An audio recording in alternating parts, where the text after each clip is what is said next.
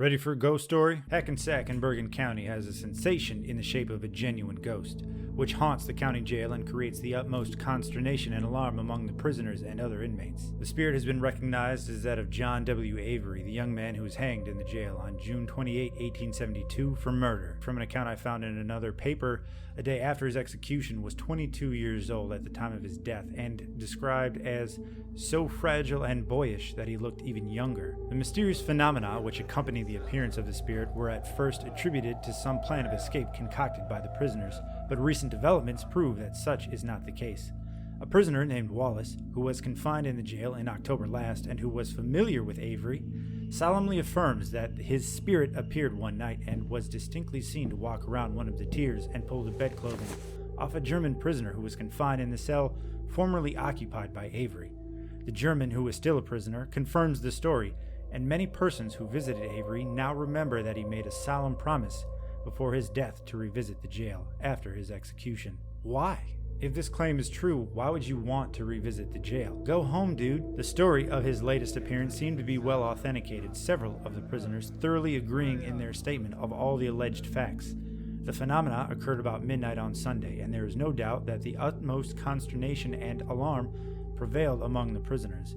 As is customary in all well-regulated ghost stories, the clock had just ceased striking 12 when a soft, unnatural light filled the whole interior of the jail and awakened all the prisoners. Some of them were terror-stricken and buried their heads beneath the bedclothing, while others seemed to be paralyzed so that they could not move, and were thus compelled to be unwilling witnesses of the supernatural scenes and sounds that followed.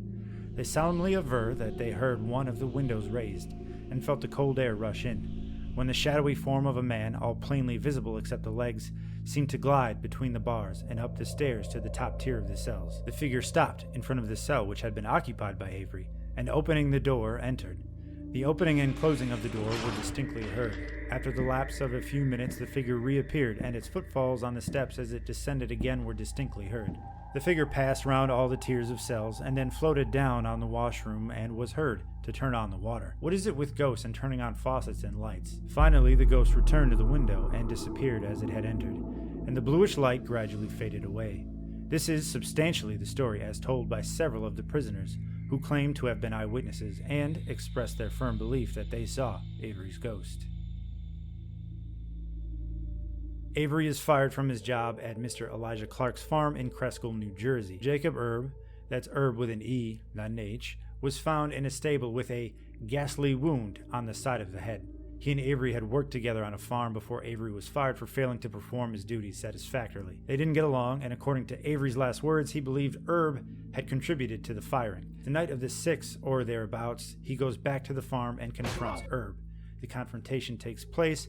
Erb is killed. Relatively speaking, the timeline from murder to execution is quick, about 4.5 months. When Avery is marched to the gallows, which were built just for him, he already had the noose around his neck. They wanted to keep the event small, but a crowd gathered anyway. They had to call in a militia of 50 men. Of course, it was an extremely emotional event. Avery was upset, and his family as well. His mother, his stepfather, his stepbrother, they all visited before the execution. And Avery's stepbrother, they didn't let him watch the execution.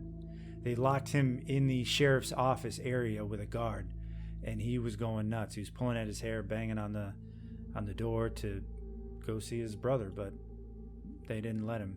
He's administered last rites, and then he was allowed to give a last statement. His final words: "Gentlemen, you are here today to see my execution.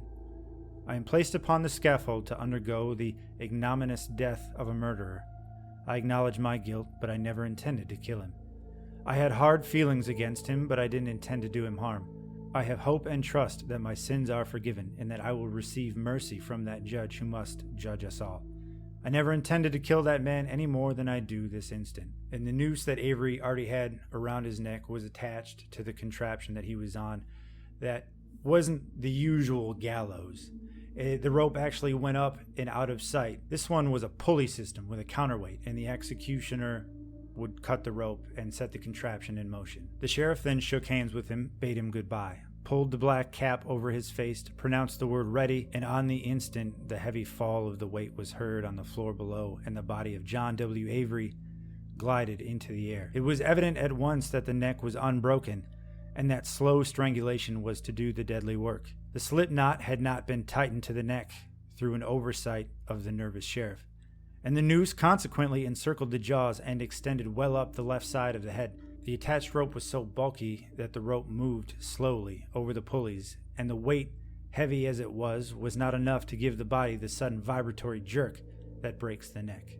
And for 12 minutes the body dangled and struggled, and it wasn't until 12:40 that they finally let him down and pronounced him dead. It's a gruesome story, and a gruesome way to go. And if you want ghosts, that's how you do it. We're coming up on the spooky season, so probably going to do a few more ghost stories, but that's it for this one. Thanks for watching. Peace.